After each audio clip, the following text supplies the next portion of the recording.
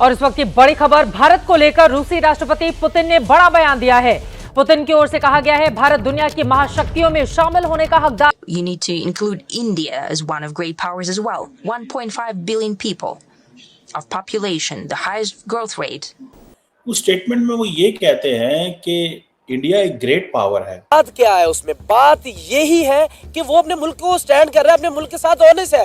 China ने पहली बार admit किया है कि भारत राइज कर रहा है और चाइना डूब रहा है। अगर मैं ये इन जंजीरों में ना झगड़ा होता ना, ये जो पता नहीं टूटियां लगी हुई हैं मेरे कान में, खुदा की कसम मैं खड़ा होकर सलाम पेश करता। पहले हम ब्रिटिश के गुलाम थे, ठीक है, अब हम अमेरिका के गुलाम हैं। अच्छा। और कल को हम चाइना के गुलाम होंगे। हत्ता कि अब देख रहे हैं आप यूक्रेन के बिल्कुल हक में बैठा हुआ है अमेरिका, लेकिन उनका पार्टनर उठ के जाके रूस के साथ बात कर रहा है। नरेंद्र मोदी उससे बात कर रहा है कि आप यूक्रेन को ऐसे करें। हम में इतनी हिम्मत नहीं है कि हम जाके बात करें। कंट्रीब्यूशन जीरो भी नहीं है, इसलिए हमारा रोल इस दुनिया में जीरो भी नहीं। जय हिंद दोस्तों, हिंदुस्तान परफेक्ट में आपका बहुत बहुत स्वागत है। दोस्तों, रूस के राष्ट्रपति व्लादिमीर पुतिन ने कहा है कि भारत को विश्व की महाशक्तियों के रूप में शामिल किया जाना चाहिए। भारत की अर्थव्यवस्था वर्तमान में अन्य सभी देशों की तुलना में बहुत तेजी से ग्रो कर रही है। व्लादिमीर पुतिन ने रूस में एक क्लब को संबोधित करते हुए कहा कि रूस और भारत सभी दिशाओं में संबंध स्थापित कर रहे हैं। दोनों देशों के बीच द्विपक्षीय संबंध इतने गहरे हैं कि दोनों एक दूसरे पर बहुत विश्वास करते हैं।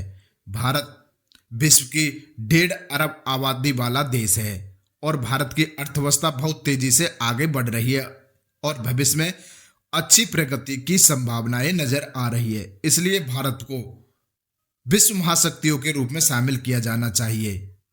भारत को महान देश बताते हुए रूस के राष्ट्रपति व्लादिमीर पुतिन ने कहा कि भारत की जनसंख्या विश्व की सबसे अधिक जनसंख्या है, इसलिए भारत को विश्व के किसी भी मंच पर इग्नोर नहीं किया जा सकता। दोस्तों, रूस के राष्ट्रपति द्वारा इस तरह के बयान को लेकर के अंतर्राष्ट्रीय और पाकिस्तानी मीडिया किस प्रकार से चर्चा कर रहा है, देखते हैं इस वीडियो में। 47 में जिनसे अलग हुए थे, क्या आज वो भी गुलाम है? मतलब सवाल तो ये है। एक साइड पे रशिया के प्रेसिडेंट पुतिन, ये भी आज की स्टेटमेंट है, वो ये कह रहे हैं इंडिया को ग्लोबल लीडर्स में अपनी एक मतलब ये जगह देनी चाहिए। जो ग्लोबल लीडर्स है फॉर्म है, वहां पे एक जगह देनी चाहिए ताकि अब इंडिया भी अपने फैसले कर सके, दुनिया के फैसलों में इन्वॉल्व हो सके। जबकि पाकिस्तान देख रहा है जी अमेरिका आए हमारे साथ कुछ फेवर करे, चाइना हमारी कुछ फेवर करे, अपना जो है सऊदीया कुछ फेवर करे।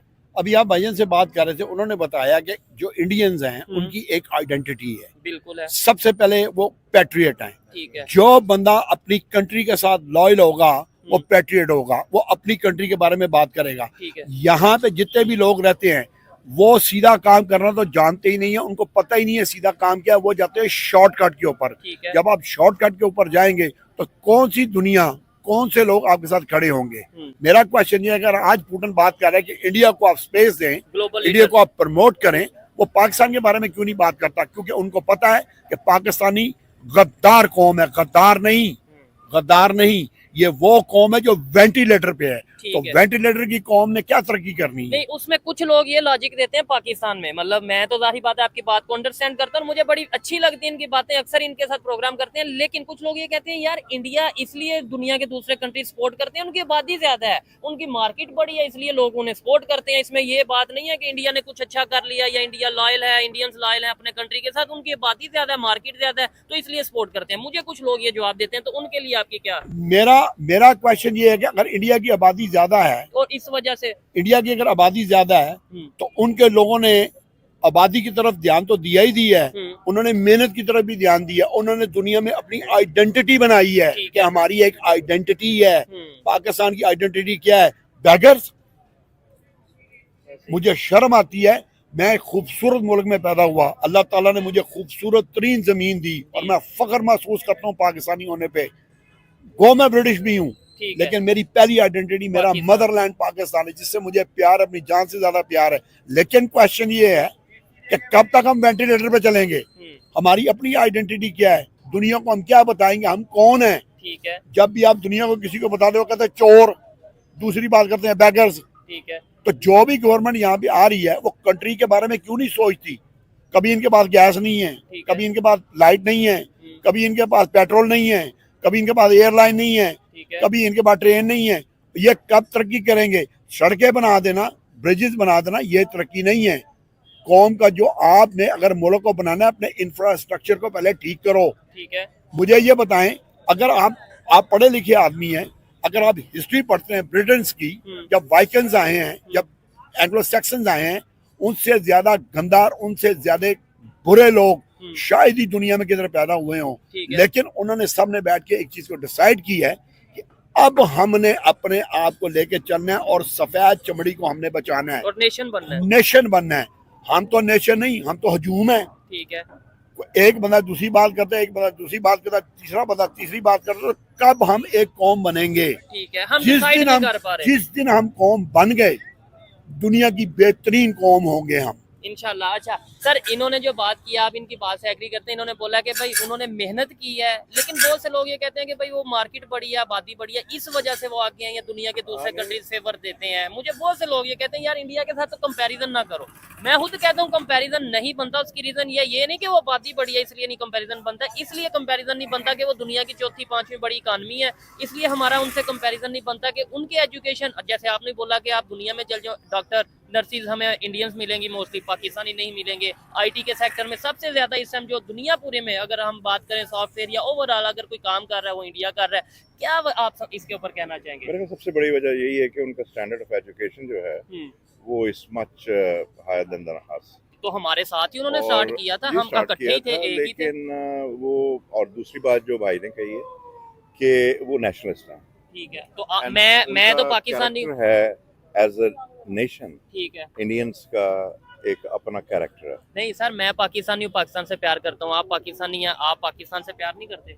बिल्कुल करते हैं। आप करते हैं? बिल्कुल, सब लोग हम पाकिस्तान। सर आप करते हैं? मैं पाकिस्तान से प्यार अपनी जान से ज्यादा करता हूँ। ठीक है सर, आप करते हैं? बिल्कुल करते हैं। तो सब पाकिस्तानी कह रहे हैं, हम पाकिस्तानी है, नेशनल। हम काम नहीं करते। आप अगर अच्छा, प्यार करते हैं, बी नेशनलिस्ट, देखें आप एक स्लोगन है कि आप be nationalist whichever country you belong to। ठीक है, अगर हम पाकिस्तानी हैं तो वर्क फॉर पाकिस्तान। जबरदस्त।